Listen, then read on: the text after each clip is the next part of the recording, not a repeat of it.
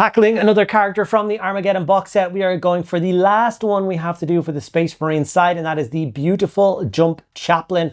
I'm very excited to try out some new techniques on this guy with the black armor. Obviously, I've done black armor in this channel a million different times in a million different ways. So if you're not particularly happy with the one that we did in this video, there's a million other examples to try out to get it done kind of quicker and easier. I'm going for a slightly more complicated way of doing it in this video, just to practice and have a bit of fun for myself. Before I get into the video, I just want to say a huge thank you to everyone there for your continued support, liking, commenting, subscribing. They're all amazing. And everyone who goes the extra mile and supports over on Patreon, thank you guys so much. Obviously, we do a million different things to keep you guys happy, extra videos, podcasts, private Discord server, and don't forget the monthly giveaways. Now on, we will be giving away a Combat Patrol or Spearhead box set of your choice. So you get to take something that's a little bit more personal or something you're actually working on currently, as opposed to just a random box set that I choose. So if that sounds like something that interests you, check it out, linked down in the description below. Without further ado, let's dive in and get working on this chaplain. Okay, so this is the Jump Chaplain from the Armageddon box set. It's an absolutely stunning sculpt. The only problem that I had with it personally was that it felt very Blood Angel-y, so hopefully by the end of this, it will feel more Imperial Fist. So obviously it got a coat of black, but then you tend to kind of miss places, especially when you want to do the armor in a black tone. It's best to tidy up. So I grabbed some Army Painter matte black, not specifically Army Painter. I just grabbed it because it was a matte black and that's what I was looking for.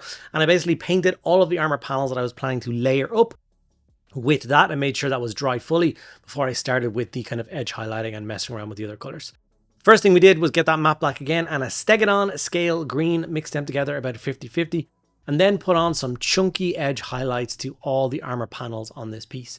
And I must say that it was not easy. The armor panels have like trim going around the outside of them, which are done in black. So I didn't really know where to put the edge highlight. So in the end, I decided to just use the actual trim as the place where I was putting the highlights. And honestly, I got quite frustrated with it after the first kind of 40 minutes of painting this model. The edge highlights were looking a little bit strange. Maybe I was just looking at black too often. I don't really start from black when painting anymore.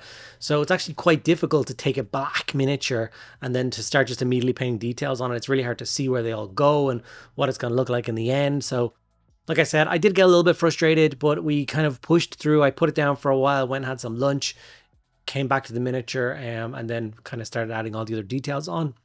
And that suddenly kind of worked for me a lot more, and I was much happier with it. So after that original mix, we went to pure Stegadon scale green then, and we then did the next layer of highlight. And just like I've talked about before in some of these videos, you know, that first highlight, the Stegadon scale green mixed with the black, is a 100% edge highlight. Every single edge across this entire thing, the jump pack, the legs, arms, torso, helmet, all those bits get done with an edge highlight. When you jump to the Stegadon scale green here, that's like an 80% edge highlight. So we're going to leave most of the middle lines kind of the darker color, and all the other bits, that's kind of hard to explain, the middle bits, what I mean. So if you get to a particular line, you basically go from the point and then up, and then you go to the top of that armor panel and go from the point and then down, and you basically leave the middle of it dark. Obviously, if you want to dedicate which bit is the light source and then kind of dictate your highlights that way, you can do that. I don't think I'm skilled enough at painting to figure that kind of stuff out. So I like to just go with, you know, every kind of couple centimeters, I'll put a little line down and I'll just kind of make it work.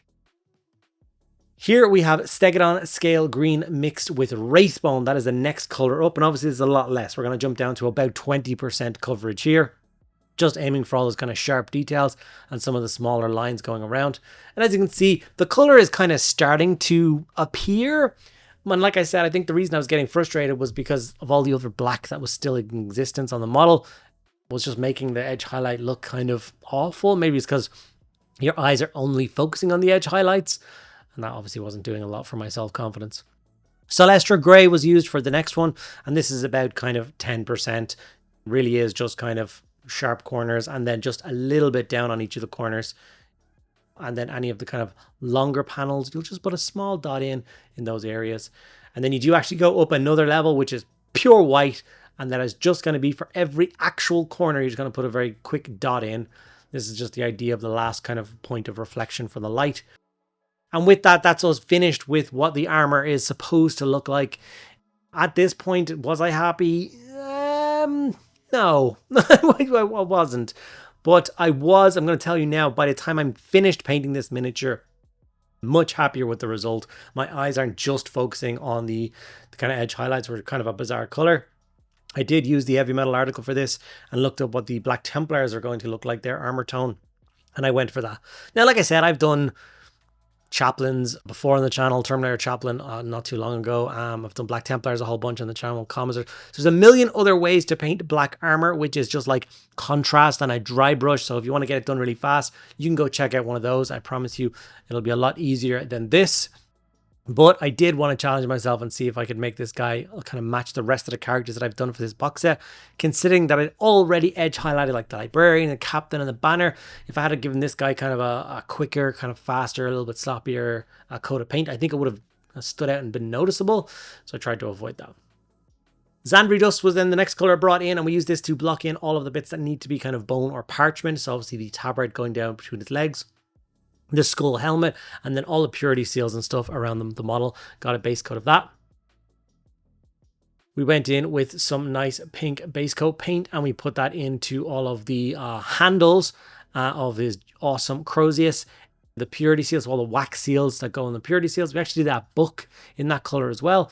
And then I thought to keep a little bit more symmetry to the model, I decided to do the casing of the bolt pistol in that color as well, just to kind of, like I said, balance out left and right of the model.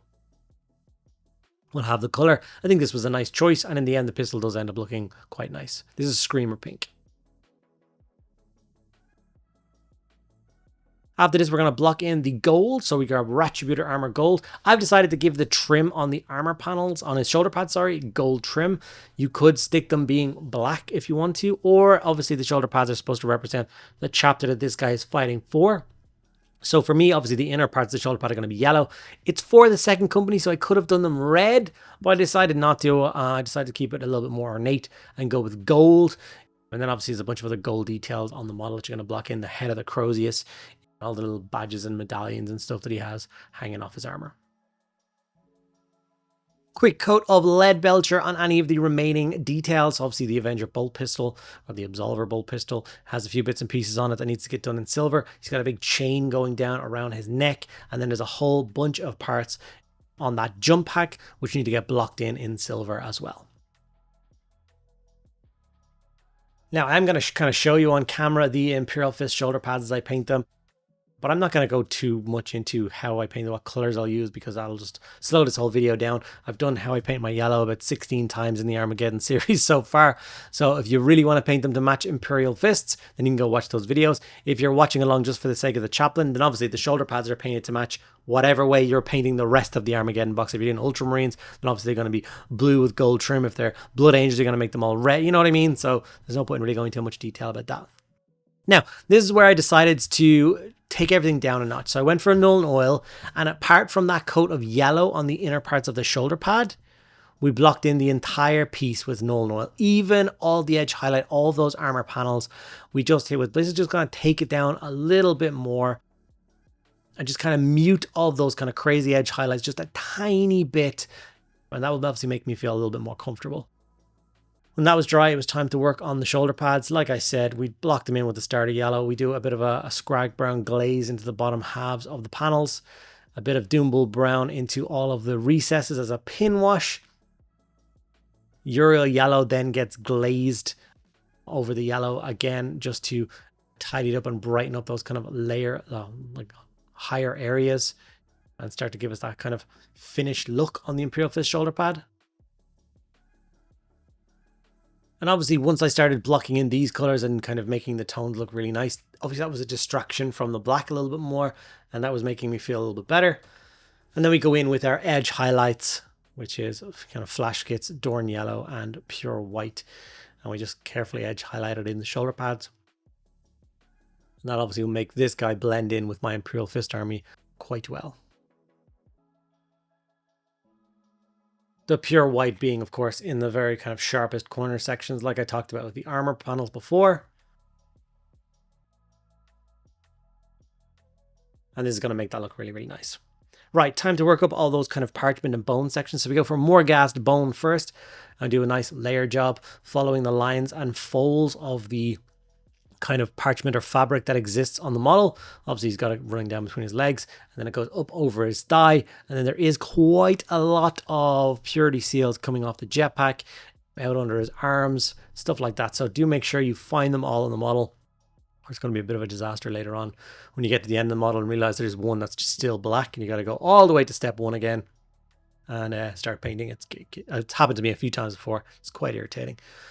More gas bone was then, of course, obviously layered up onto the skull helmet. And this is obviously such a focal and important piece of chaplain armor.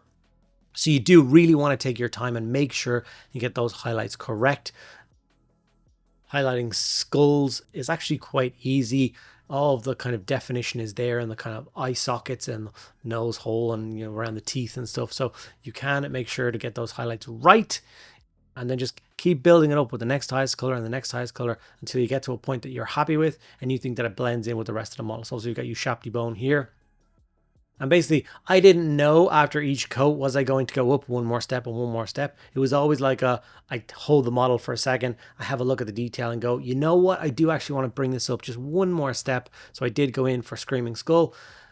And obviously each time I do go up one color, the highlights get so much smaller, so much less surface area is covered. It really is just for kind of edges and kind of really blank parts. And this will obviously help the details on the skull really pop out on the model. So as you can see, I'm just focusing around the kind of eye sockets. When I go down, it's the tip of the chin and then a little bit over the top of the head. And that's it. That's all I'm doing for the skull. And this is going to make it look really nice. Now, for all those pink details, we're going to go for our base coat again, which is Screaming Pink. And we're going to mix it with 50-50 with a bit of Pink Horror. And then we're just going to layer up all those details, tidy them up. Make sure not to hit any of the other details, the gold detail on the pistol. Obviously, we don't want to hit with any of that pink.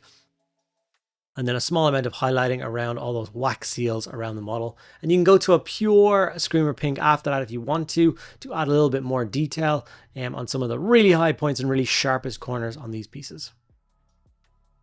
Now it's time to start working up that gold. So we grab our Liberator gold, and then we just quickly layer up all those other details that are gold. So obviously I did the shoulder trim, head of the Crozius, all those little medals and stuff. And I basically just went for, like I said, highest points. But I didn't have to be too careful with it.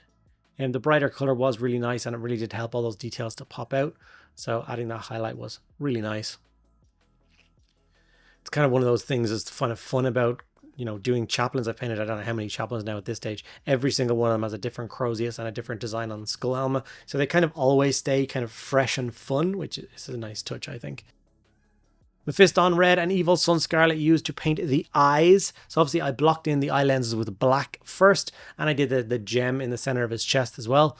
And then just Mephiston Red in the kind of center of the eye lens in kind of like a teardrop shape. And then Evil Sun Scarlet doing that same thing again, but the teardrop shape is inside the shape of the Mephiston Red. And then just a little small dot of white in the kind of back corners of the lenses to indicate a little bit of flare. And then all I did from here is add some black pigment powder to the base, and then give the entire thing a coat of Minotaur varnish to seal it all in, protect the miniature, and give it that kind of awesome sheen. And with that, we have our finished Jump Chaplain from the Armageddon box set, ready to be deployed alongside some Vanguard veterans as soon as I get those guys painted, which I think are next on the list. Hope you guys enjoyed this video. I'll see you in the next one.